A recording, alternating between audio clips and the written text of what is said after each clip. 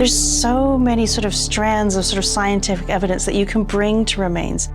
You know, what are the marks on the bones? What's the sort of weapon that would make that sort of mark? And how does that fit in with what we know about the victim at the time?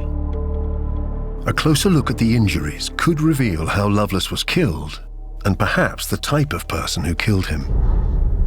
Dr. Amy Michael is a biological anthropologist and an expert on trauma.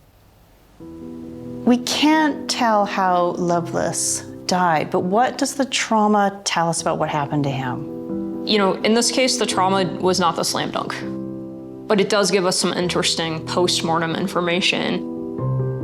And so there are a number of clues here. We do see cuts on the two largest bones of the leg, the femur, and then also on the humerus. And you can see the perpetrator chose to go right through the midshaft for the most part on both of those bones. Now that strikes me as odd.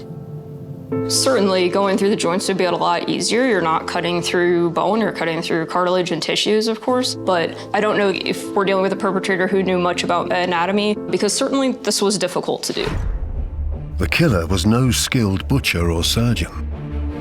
And more details of what happened during Lovelace's dismemberment are soon revealed. There's some striations on the inside of one of the bones. What we're seeing here is very indicative of like a saw used by hand. So as the perpetrator is moving that saw through the bone, it's going to leave those striations on the cortex of the bone like that. Yeah. The striations say something else too. Well, it's pretty apparent that he was on his back and the cuts were coming anterior to posterior.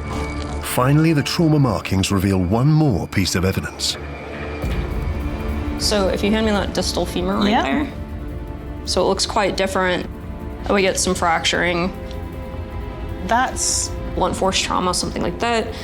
So this could be an axe? Sure, an axe makes a chopping wound. An axe.